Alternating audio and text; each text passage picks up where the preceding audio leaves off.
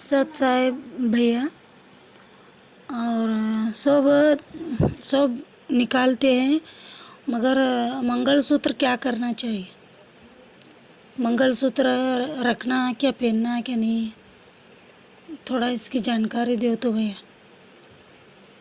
सत सत्साई बहन जी, देखिए बहन, परमपिता परमेश्वर के मुख कमल से उनके इतने सत्संग सुनने के बाद, विशेषकर सोना पहनने को लेके, और ऊपर से हम जो आपके भाई बहन हैं सत्सेवक, उनके साथ में इतने दिनों से साध संगति से जुड़े होने के बावजूद यदि हम ये निर्णय नहीं कर पा रहे हैं कि मंगलसूत्र पहनना है या नहीं पहनना है।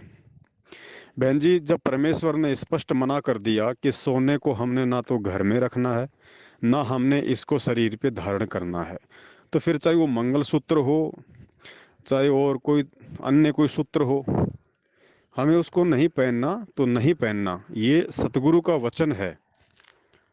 अब ये जो धारणाएं हैं इस तरह की कि भाई जो मंगलसूत्र है वो सुहाग की निशानी है, इसको उतार दूंगी तो सासू क्या कहेगी, ननद क्या कहेगी, जेठानी क्या कहेगी, पड़ोसी क्या कहेंगे, रिश्तेदार क्या कहेंगे, तो इसके लिए हमने ज्ञान को आधार बनाना पड़ेगा। और परमात्मा कहते हैं कि छोड़ देने पछलियों की रीत सतगुरु तारेंगे। संध्या आरती करते हैं ना, तारेंगे तारेंगे तहतीक सतगुरु तारेंगे। तो एक जगह परमात्मा कहते हैं कि छोड़ देने पछलियों की रीत सतगुरु तारेंगे। कब तारेंगे सतगुरु? जब हम ये व्यर्थ की जो परंपराएं, व्यर्थ के रीति रिवाज, व्यर्थ के ये पाखंड जो हम सदियों से करते आ रहे हैं अज्ञानता के चलते, तत्व ज्ञानहीनता के चलते, कि मंगलसूत्र सुहाग की निशानी होती है। अरे आज हमारा सबसे बड़ा सुहाग हमारा गुरु है।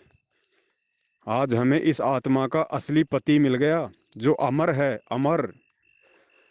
और ये काहे का सुहाग की निशानी है भाई? ये मंगलसूत्र क्या सुहाग का बचाव कर लेगा? है इसमें इतनी पावर? तो बहन, अब हमने इन सब बातों को छोड़ना पड़ेगा अगर हमने आध्यात्मिक ज्ञान में आगे बढ़ना है। तो इन चीज़ों के लिए अब कोई जगह नहीं है कि छोटा सा नाक में तो पहन लूं, मंगलसूत्र का क्या करूं। तो बहन, दास के तो यही विचार हैं परमपिता परमेश्वर के ज्ञान आधार से कि संघर्ष बहन करना पड़ेगा। मैं ज़बरदस्ती नहीं कह रहा आपसे कि मेरे कहने से आप उतारो। देखिए, जब तक आप स्वयं इन बातों पे विचार नहीं करेंगी गुरुदेव के ज्ञान को आधार बना के, बहन आप उतार भी देंगी तो आपके अंदर वो लालसा रहेगी। और लालसा रही तो चाहे उतारा या ना उतारा, दोनों चीज़ बराबर हैं। हर तरीके से आपने पहले इस ज्ञान से मजबूत होना पड़ेगा। आपने हर किसी के सवालों के जवाब देने पड़ेंगे। अड़ोसी पड़ोसी रिश्तेदार परिवार का कोई व्यक्ति कहे कि ये तूने क्या किया, मंगलसूत्र ही उतार दिया, हो सकता है आपका पति भी आपके विरोध में खड़ा हो जाए कि मंगलसूत्र उतार दिया तो मेरी नहीं हो सकी। तो इन सब बातों के लिए बहन दो रास्ते हैं। प्रथम रास्ता है, गुरुजी ने बताया, बहन मीराबाई का। मीराबाई ने जो दृढ़ता दिखाई, अगर वैसी दृढ़ता हम दिखा दें तो परमात्मा इसी समय पार कर देगा, इसी जन्म में पार कर देगा। और जब जीव इतना दृढ़ हो जाता है तो फिर परमात्मा भी उसका साथ देता है। और दूसरा रास्ता है बहन सिमली जैसा, जो बातें तो करती है ज्ञान की, और जब समय आया परीक्षा का तो देखा देखी में लोकलाज में आके पत्थर नहीं मारा तो फूल ही उठा के मार दिया मंसूर को। तो ये दो रास्ते हैं। इन दोनों रास्तों में से आप जी को कौन सा चुनना है, कौन सा आपको अच्छा लगता है, ये आप अपने ज्ञान आधार से स्वयं निर्णय कर लीजिए। सत साहिब भैया, ठीक है आप बोले सो ठीक है, मगर मालिक के लिए हम कुछ भी त्यागने को तैयार है। और हमारे पति भी हमारे साथ है भैया, वो क्या, वो बात का क्या टेंशन नहीं है। भगवान के लिए हम कुछ भी त्यागने को तैयार है। सत साहिब। सत्साई बहन जी, भगवान के लिए नहीं, अपने लिए। क्योंकि मोक्ष हमें चाहिए बहन जी, आत्मा का कल्याण हमने अपने का करवाना है। भगवान तो भगवान है, वो तो केवल हमें मार्ग बता रहे हैं, हमें रास्ता बता रहे हैं जिस रास्ते से हम भटक चुके हैं, कि भाई यदि तुम इस मार्ग पे चलोगे तो तुम्हें इस चीज़ की प्राप्ति होगी।